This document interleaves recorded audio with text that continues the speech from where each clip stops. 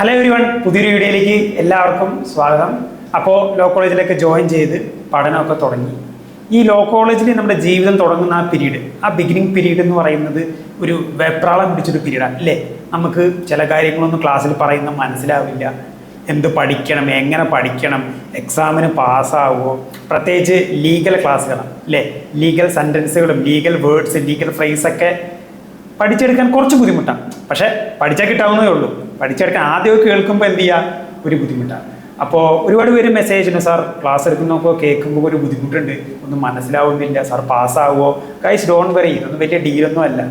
Okay, legal subjects ഒക്കെ നമുക്ക് മനസ്സിലാക്കി കഴിഞ്ഞ് നമുക്ക് എളുപ്പത്തിൽ പഠിച്ചെടുക്കാവുന്നേ ഉള്ളൂ. ഓക്കെ, ഒരു 2 സെമസ്റ്റർ എക്സാമും കഴിഞ്ഞ് റിസൾട്ടും വന്നു കഴിയുമ്പോൾ നിങ്ങൾക്കത് മനസ്സിലാവും, വലിയ ഡീലേ അല്ലെന്ന് മനസ്സിലാവും. സോ മനസ്സിലാക്കി പഠിച്ചാൽ മതി.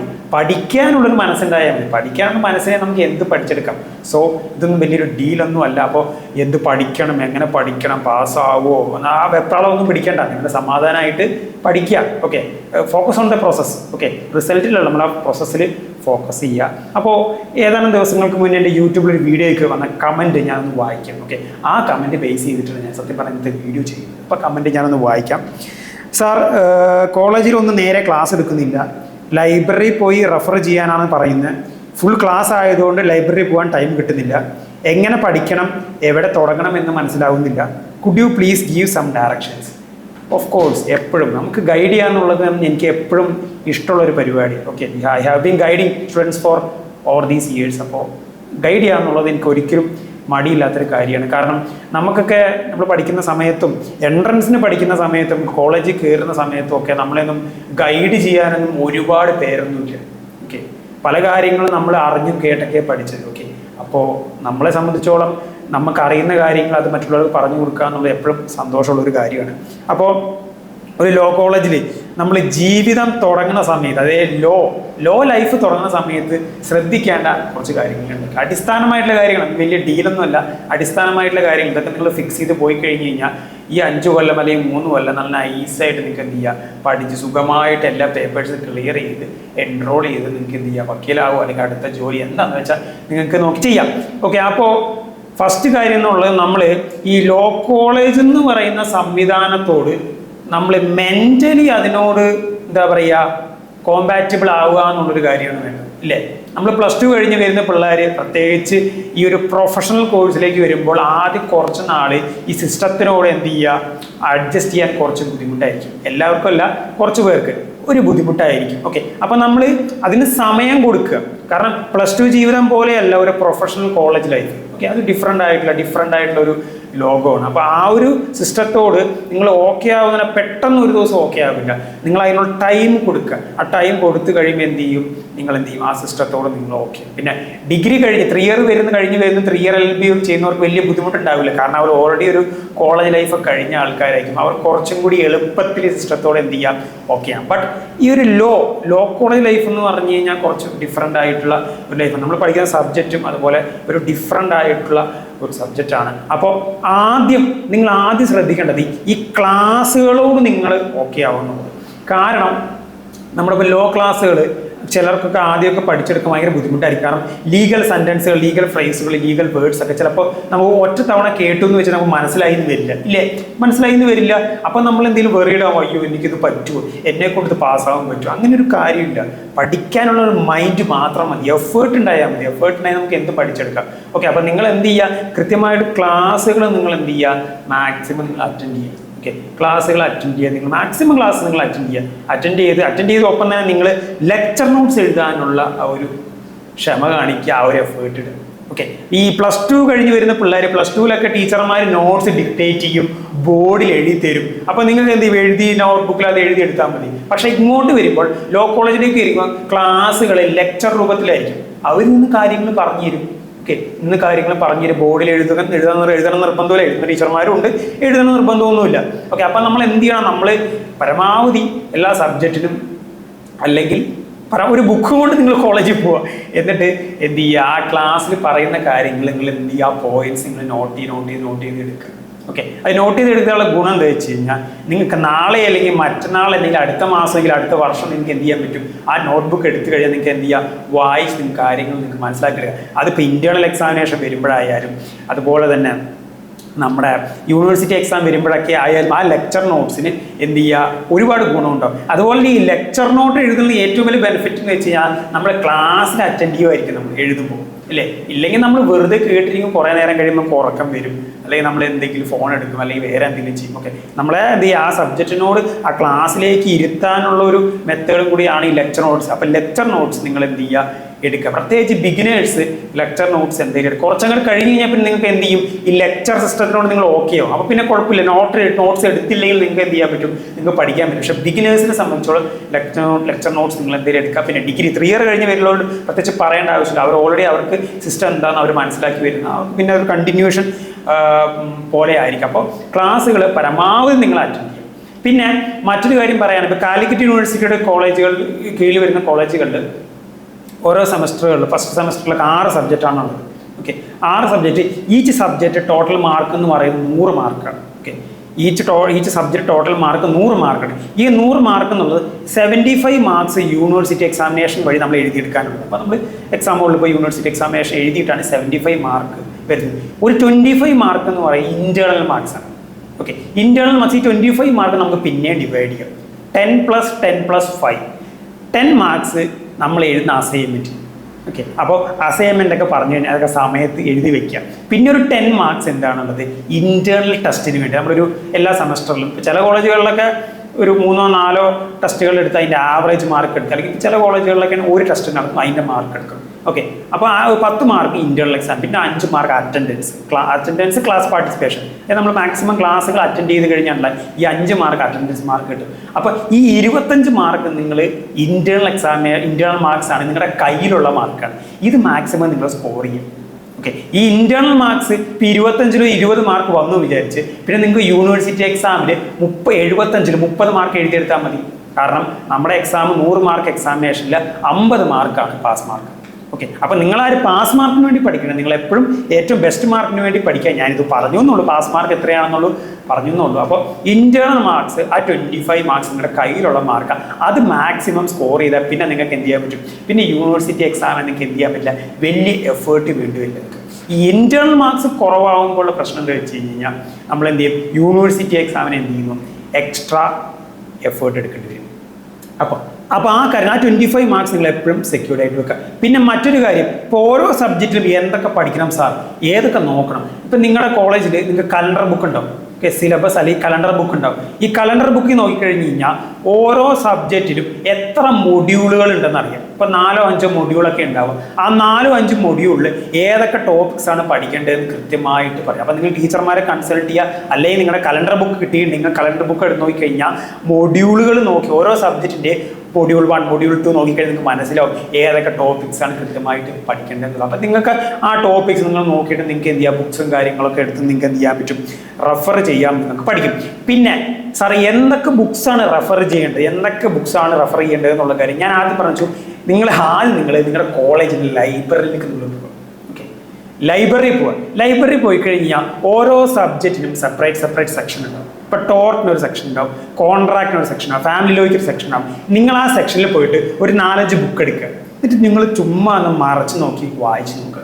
എന്നിട്ട് നിങ്ങൾ ഏത് ബുക്കാണോ നിങ്ങൾക്ക് ഏറ്റവും പ്രിഫറബിളായി തോന്നി. ഇപ്പം എനിക്കൊരു ബുക്ക് ചിലപ്പോൾ വായിച്ച ഒരു ഓതറിൻ്റെ ബുക്ക് എനിക്ക് ചിലപ്പോൾ വായിച്ചാൽ പെട്ടെന്ന് മനസ്സിലാവും, ചിലപ്പോൾ നിങ്ങൾക്കത് മനസ്സിലായെന്ന് വരില്ല, പെട്ടെന്ന് മനസ്സിലായത്. അപ്പം നിങ്ങൾ തന്നെ നോക്കിയിട്ട് ഏത് ബുക്കാണോ, ഏത് ബുക്കിൻ്റെ ലാംഗ്വേജ് ആണോ നിങ്ങൾക്ക് മനസ്സിലാവുന്നത്, ആ ബുക്ക് നിങ്ങൾ എടുത്ത് എന്ത് ചെയ്യുക, റെഫർ ചെയ്യുക. റീഡിംഗ് എന്ന് പറയുന്നത് വളരെ ഇമ്പോർട്ടൻ്റ് ആയ ഒരു കാര്യമാണ്.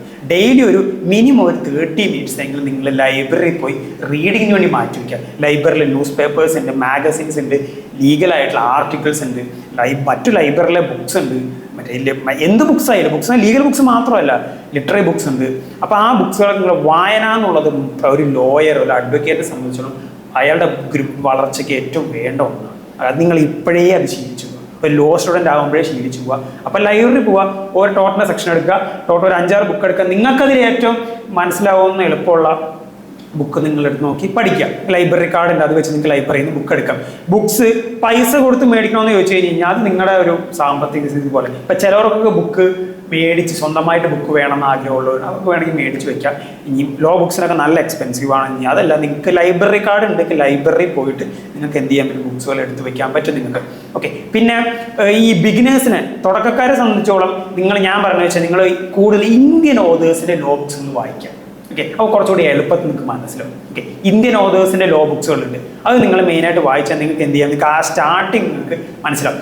ആദ്യമേ നിങ്ങൾ പോയിട്ട് ഓരോ സബ്ജക്റ്റിൻ്റെയും ബെയറാക്ട് ഒന്ന് ആദ്യം എടുത്ത് വായിക്കരുത്. ഓക്കെ, നിങ്ങൾ ബിഗിനേഴ്സ് ആണ്, ആദ്യം ബേസിക് ആയിട്ടുള്ള കാര്യങ്ങളും ഒക്കെ പഠിച്ചതിന് ശേഷം മാത്രമേ നിങ്ങൾ ബെയറാക്ട് എടുത്ത് വായിച്ചാൽ മതി. ആദ്യമേ പോയി ബെയറാക്ട് എടുത്ത് വായിച്ച് കിളി പോകുന്ന അവസ്ഥ ഉണ്ടാവില്ല. അപ്പോൾ ആദ്യമേ ബുക്സ് ഒക്കെ എടുത്ത് നിങ്ങൾ എന്ത് ചെയ്യുക, റെഫർ ചെയ്യുക. ഇനി ബുക്സിനെ പറ്റിയുള്ള സജഷൻസ് ഞാൻ പറഞ്ഞില്ലേ, ഇന്ത്യൻ ഓതേഴ്സിന്റെ ബുക്സൊക്കെ നല്ല നല്ല ബുക്സുകളുണ്ട്, അത് നിങ്ങൾ ബാങ്കിയ, അവതാർ സിംഗിന്റെ ബുക്കുകൾ, ഓക്കെ, പിന്നെ SR മൈനേനിയുടെ ബുക്കുകൾ, പിന്നെ ഈ അലഹബാദ് ലോ ഏജൻസിയുടെ ബുക്സൊക്കെ എന്ത് ചെയ്യുക, കുറച്ചുകൂടി എളുപ്പ ലാംഗ്വേജ്, കുറച്ച് എളുപ്പത്തിൽ നമുക്ക് വായിച്ചെടുക്കാൻ പറ്റും. അതുപോലെ തന്നെ രേഖാ സൂര്യറാവു എന്ന് പറഞ്ഞൊരു ഓതർ ഉണ്ട്. ഓക്കെ, രേഖാ സൂര്യറാവുവിന്റെ ബുക്സ് ഒക്കെ നല്ല നല്ല ബുക്സാണ്. ഓക്കെ, ഒരു ബിഗിനറിനെ സംബന്ധിച്ചോളം എളുപ്പത്തിൽ വായിച്ചെടുക്കാൻ പറ്റുന്ന ബുക്സാണ് രേഖാ സൂര്യറാവുവിന്റെ ബുക്സ്. അപ്പോൾ നിങ്ങൾക്ക് ലൈബ്രറിയിൽ പോയി കഴിഞ്ഞാൽ രേഖാ സൂര്യറാവുവിന്റെ ബുക്സ് കിട്ടും. ഇനി നിങ്ങൾക്ക് അതെല്ലാം പൈസ കൊടുത്ത് മേടിക്കും, നിങ്ങൾക്കത് മേടിക്കാൻ നിൽക്കും. പിന്നെ നമ്മുടെ ഇനിയിപ്പോൾ എക്സാം പോയിന്റ് ഓഫ് വ്യൂവിൽ നിങ്ങൾക്ക് നോക്കുകയാണെങ്കിൽ, ഓക്കെ, ഇതൊരിക്കലും ഒരു നമ്മൾ സിലബസ് പഠിക്കാനല്ല, ഒരു എക്സാം പോയിന്റ്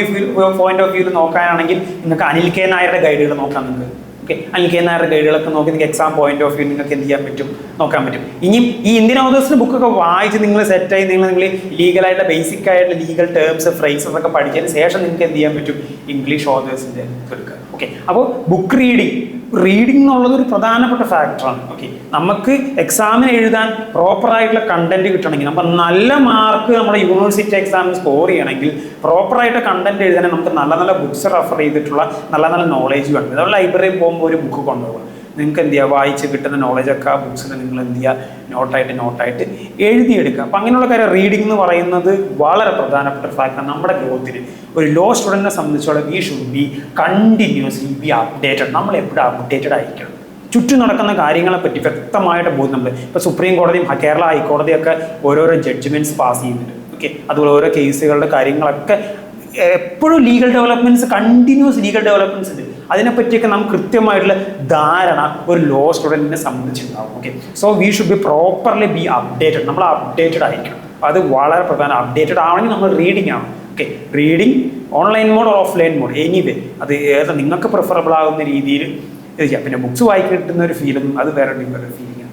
ഓക്കെ, അപ്പം അത്രയും റീഡിംഗ് എന്ന് പറയുന്നത്, അപ്പോൾ ഡെയിലി ഒരു മിനിമം ഒരു ഹാഫ് ആൻ അവർ എങ്കിലും നിങ്ങൾ എന്ത് ചെയ്യുക, റീഡ് ചെയ്യുക. നിങ്ങൾ അതുപോലെ തന്നെ നിങ്ങൾ കണ്ടിന്യൂസ് ആയിട്ട് നിങ്ങൾ അപ്ഡേറ്റഡ് ആയിരിക്കുക. പിന്നെ അതുപോലെ തന്നെ നമ്മളിപ്പോൾ അറിയാം, നമ്മുടെ 3 ഇയർ LLB ആണ് 3 വർഷം, 5 years 5 കൊല്ലമുണ്ട്. ആക്റ്റീവായിട്ട് കോളേജിൽ നിങ്ങൾ എന്ത് ചെയ്യുക, ഇടപെടും. ഇപ്പോൾ ക്ലാസ്സിൽ വരുന്നു, പഠിക്കുന്നു, അറ്റൻഡൻസ് മേടിക്കുന്നു, ഇന്റേണൽ എഴുതുന്നു, പോകുന്നു, അതിലേക്ക് മാത്രം നിങ്ങളുടെ ലൈഫ് ഒതുങ്ങരുത്. ഓക്കെ, ഇപ്പോൾ കോളേജുകളിൽ ഇപ്പം നമ്മുടെ കോളേജിനും പുറമേ ഉള്ള കോളേജുകളിലൊക്കെ വർക്ക്ഷോപ്സ് നടക്കുന്നുണ്ട്. ഓക്കെ, ലീഗൽ വർക്ക്ഷോപ്സ് നടക്കുന്നുണ്ട്, അതുപോലെ സെമിനാറുകൾ നടക്കുന്നുണ്ട്. ഓക്കെ, അതുപോലെ തന്നെ ഒരുപാട് മൂഡ് കോർട്ട് കോമ്പറ്റീഷൻസ്, മറ്റുള്ള ലീഗൽ കോമ്പറ്റീഷൻ. അപ്പം ആ കോമ്പറ്റീഷൻസിനൊക്കെ പങ്കെടുക്കുക. ഒരു ആക്റ്റീവായിട്ടുള്ള ഒരു പ്രോആക്റ്റീവ് ലൈഫ് നിങ്ങൾ ലീഡ് ചെയ്യുക. 5 കൊല്ലം എന്നുള്ളത് പ്രോആക്റ്റീവായിട്ട് ലീഡ് ചെയ്യാം. ഓക്കെ, അല്ലാതെ വെറുതെ വരുന്നു, പഠിക്കുന്നു, പോകുന്നു, അതൊക്കെ ഒരു എന്താ പറയുക, കുറേ കഴിയും മടിക്കും നമുക്ക്. ഓക്കെ, പ്രോആക്റ്റീവായിട്ട് പ്രോപ്പറായിട്ട് ഈ 5 കൊല്ലം നിങ്ങൾ എന്ത് ചെയ്യുക, ലീഡ് ചെയ്യുക. അതുപോലെ തന്നെ നിങ്ങളുടെയൊക്കെ കോളേജുകളിൽ മൂഡ് കോർട്ട് സൊസൈറ്റി എന്ന് പറഞ്ഞ സാധനം ഉണ്ടാവും. നിങ്ങൾ വന്നപ്പോൾ കുറച്ച് പേരെങ്കിലും കേട്ടു ഈ മൂഡ് കോർട്ട്. എന്താണ് ഈ മൂഡ് കോർട്ട്? മൂഡ് കോർട്ട് എന്ന് പറഞ്ഞു കഴിഞ്ഞാൽ നമ്മൾ കോടതിയുടെ ഒരു മിനിയേച്ചർ വെർഷൻ നമ്മൾ കോളേജിൽ ക്രിയേറ്റ് ചെയ്യും. ഓക്കെ, ഒരു 3 ടീച്ചർമാർ, ഒരു 3 പേര് ജഡ്ജസ് ഉണ്ടാവും. നമ്മൾ സ്റ്റുഡൻസിൻ്റെ 2 ടീമുകളായിട്ട് ഇരുന്നിട്ട് നമ്മൾ എന്ത് ചെയ്യുക, നമ്മൾ ഓരോ കേസിനെ പറ്റി എന്ത് ചെയ്യുക, വാദിക്കുക. ടീച്ചർമാരെ നമ്മളോട് ചോദ്യങ്ങൾ ചോദിക്കുക. ഒരു റിയൽ കോർട്ടിന്റെ ഒരു മോക്ക് വെർഷൻ, അല്ലെ മോക്ക് കോർട്ട് അല്ലെങ്കിൽ mood court. Mood court societies നിങ്ങളുടെ കോളേജിലുണ്ട്. ആ മൂഡ് കോർട്ട് സൊസൈറ്റിയിലൊക്കെ നിങ്ങൾ എന്ത് ചെയ്യുക, അതിൻ്റെയൊക്കെ പരിപാടികളിൽ നിങ്ങൾ പങ്കെടുക്കുക. ആദ്യമേ പോയി മൂട്ടൊന്നും ചെയ്യാൻ പറ്റില്ല, ഇല്ലേ? ആദ്യമേ ഫസ്റ്റ് നമ്മൾ ബിഗിനറെ സംബന്ധിച്ച് മൂട്ട് ചെയ്യാനൊക്കെ ഭയങ്കര ബുദ്ധിമുട്ടായിരിക്കും. ആദ്യം പോയി ആ സംഭവം എന്താണെന്ന് കണ്ടുപഠിച്ച് ആ മൂഡ് കോർട്ടിലൊക്കെ ഇടപെട്ട് നമ്മൾ മൂഡ് കോർട്ട് കോമ്പറ്റീഷനിൽ പങ്കെടുത്ത് നമുക്ക് എന്ത് ചെയ്യാം, നല്ല എക്സ്പോഷറാണ് നമുക്ക്. കാരണം നമുക്ക് നാളെ പോയി കോടതിയിൽ നമുക്ക് ഓരോ പ്ലീഡ് ചെയ്യാനുള്ളതാണ്. ആ എക്സ്പീരിയൻസ് ഒക്കെ നമുക്ക് ഈ മൂഡ് കോർട്ടും ഈ കാര്യം, നമ്മുടെ പ്രസൻറ്റേഷൻ സ്കിൽസ്, നമ്മുടെ ലാംഗ്വേജ് സ്കിൽസ്, നമ്മുടെ സ്റ്റേജ് ഫിയർ, ഇങ്ങനത്തെ കാര്യങ്ങളൊക്കെ ഇല്ലാണ്ടാവും. നമ്മൾ പ്രോപ്പറായിട്ടുള്ളൊരു കൃത്യമായിട്ട് എന്താ പറയുക, സംസാരിക്കാൻ അറിയുന്ന, കൃത്യമായിട്ട് കോർട്ടിൽ പ്ലീഡ് ചെയ്യാൻ പറ്റുന്ന ഒരു പ്രോപ്പർ ലോയറായിട്ട് നമുക്ക് മാറാൻ പറ്റും. അതിനൊക്കെ ഹെൽപ്പ് ചെയ്യുന്ന ആക്ടിവിറ്റീസാണ് ഈ മൂഡ് കോർട്ട്. അപ്പോൾ മൂഡ് കോർട്ട് സൊസൈറ്റിയിലൊക്കെ മെമ്പേഴ്സ് ആവുക നിങ്ങളുടെ. പിന്നെ കോളേജിൽ NSS ഉണ്ട്, അതിലൊക്കെ ഭാഗം. ഞാൻ പറയില്ലേ, നമ്മൾ ആക്റ്റീവായിട്ട് ഈ 5 കൊല്ലം 3 കൊല്ലം എന്നുള്ളത് ആക്റ്റീവായിട്ട് നമ്മൾ ചെയ്യാം. അങ്ങനെ ആക്റ്റീവായി പോയി കഴിഞ്ഞാൽ ഈ 5 കൊല്ലം 3 കൊല്ലം എന്നുള്ളത് നിങ്ങൾക്ക് പോകുന്ന തന്നെ നിങ്ങൾക്ക് അറിയില്ല. ഓക്കെ, ഇതൊക്കെയാണ് എന്താ പറയുക ടിപ്സ് എന്നൊന്നും ഞാൻ ഇതിനെ പറയുന്നില്ല. ഞാൻ എൻ്റെ കുറച്ച് എക്സ്പീരിയൻസുകളും കാര്യങ്ങളും നമ്മൾ കണ്ടതെന്നൊക്കെ നമ്മൾ ഷെയർ ചെയ്യുന്ന ഒരു കാര്യമാണ്. ബാക്കി ഞാൻ പറഞ്ഞില്ലേ, വലിയ ഡീലൊന്നും അല്ല, ഇതൊക്കെ പഠിച്ച് നമുക്ക് പാസ്സാവുന്നേ ഉള്ളൂ. ഞാൻ പറഞ്ഞില്ലേ, കുറച്ചങ്ങോട്ട് കഴിയുമ്പോൾ മനസ്സിലാവും. 2 സെമസ്റ്റർ എക്സാം എഴുതി റിസൾട്ട് കഴിഞ്ഞ് കഴിയുമ്പോൾ മനസ്സിലാവും ഇതൊന്നും വലിയ ഡീലല്ലെന്ന് മനസ്സിലാവും. ഈ തുടക്കത്തിൽ നിങ്ങൾക്ക് കുറച്ച് ബുദ്ധിമുട്ടുണ്ടാവും. നിങ്ങൾ എന്ത് ചെയ്യുക, എഫേർട്ട് ഇട്ട് പഠിച്ച് പിന്നെ അതുപോലെ തന്നെ ഇപ്പോൾ ഒരു ക്ലാസ് മനസ്സിലാവുന്നില്ലെങ്കിൽ എന്താ പറയുക, ടീച്ചറെ പോയി കൺസൾട്ട് ചെയ്യുക, പേഴ്സണലായി കൺസൾട്ട് ചെയ്യുക, കാര്യങ്ങൾ പറയുക, അവരായിട്ടൊരു ഹെൽത്തി ആയിട്ടുള്ള കോൺവെർസേഷനിൽ ഏർപ്പെടും. ഇനി ടീച്ചർ എടുക്കുന്ന ക്ലാസ് നിങ്ങൾക്ക് മനസ്സിലായെങ്കിൽ ഒന്നും ചെയ്യേണ്ട, നിങ്ങൾ ആ ടീച്ചറായിട്ട് പേഴ്സണലായിട്ട് നിങ്ങൾ കോൺടാക്ട് ചെയ്യുക, കാര്യങ്ങൾ പറയുക, നിങ്ങളുടെ ഗ്രീവാൻസുകൾ പറയുക. ഓക്കെ, ഇനിയിപ്പോൾ ഞാൻ പറഞ്ഞില്ലേ, അവരെടുക്കുന്നത് 1-2 പേർക്കല്ല, 60-65 പേർക്കുമാണ്. ഓക്കെ, അപ്പോൾ അവർ കൺവേ ചെയ്യുന്ന കാര്യങ്ങൾ എല്ലാവർക്കും ഒരേപോലെ മനസ്സിലാവണമെന്നില്ല. ഓക്കെ, പലർക്കും പലതരത്തിലുള്ള ഗ്രാസ്പിംഗ് പറഞ്ഞു. അപ്പോൾ അവരായിട്ട് എന്ത് ചെയ്യുക, കൺസൾട്ട് ചെയ്യുക, കാര്യങ്ങൾ പറയുക. ഓക്കെ, ഒരു കമ്മ്യൂണിക്കേഷൻ കീപ്പ് ചെയ്യുക. അതുപോലെ തന്നെ ടീച്ചേഴ്സായിട്ട് സംസാരിച്ച് അവർ നല്ല നല്ല ബുക്സ് പ്രിഫർ ചെയ്യും, സജഷൻസ് തരും. അപ്പോൾ അതൊക്കെ നിങ്ങൾക്ക് എന്ത് ചെയ്യാൻ പറ്റും, നിങ്ങൾക്ക് ഹെൽപ്ഫുൾ ആവും. ഓക്കെ, അപ്പോൾ ഇത്രയും കാര്യങ്ങളൊക്കെയാണ് മെയിനായിട്ട് ഈ വീഡിയോയിൽ നമ്മൾ പറയുന്ന ടിപ്സ്. ഒന്നുമല്ല, നമ്മളെന്താ പറയുക, ഒരു എക്സ്പീരിയൻസിന് പുറത്ത് പറയുന്ന കുറച്ച് കാര്യങ്ങളാണ്. അപ്പോൾ നിങ്ങൾക്ക് കണ്ടന്റ് ഹെൽപ്ഫുൾ ആയെങ്കിൽ ഉറപ്പായിട്ട് സപ്പോർട്ട് ചെയ്യുക, ലൈക്ക് ചെയ്യുക, സബ്സ്ക്രൈബ് ചെയ്യുന്ന ഫ്രണ്ട്സിന് ഷെയർ ചെയ്ത് കൊടുക്കുക. നമ്മളിനി കൂടുതൽ വീഡിയോസൊക്കെ ആയിട്ട് വരുന്നത് നമ്മൾ LLBയുടെ ക്ലാസ് വീഡിയോസും അതുപോലെ തന്നെ ലീഗൽ ക്ലാസ്, ടോർട്ട് കോൺട്രാക്റ്റിൻ്റെ ക്ലാസ് വീഡിയോസൊക്കെ വരുന്നുണ്ട്. അപ്പോൾ നിങ്ങളുടെ സപ്പോർട്ട് എന്തായാലും വേണം. അപ്പോൾ ഗൈസ്, കീപ് സപ്പോർട്ടിങ്.